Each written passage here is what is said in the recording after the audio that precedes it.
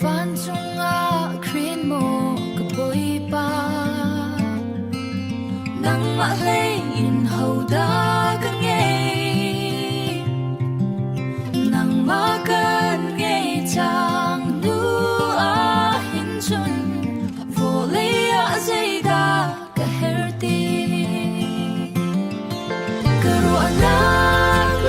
ka thazaang zorchuk tawn ko man sen ka thazaang thawnak ka teinak ka Bawipa lawng na zeidah ka ngeih chiat zeidah ka lungre Pathian chu ka bochan lai ka khamh ka thangthat chan lai ka ruahnak ka thazaang zorchuk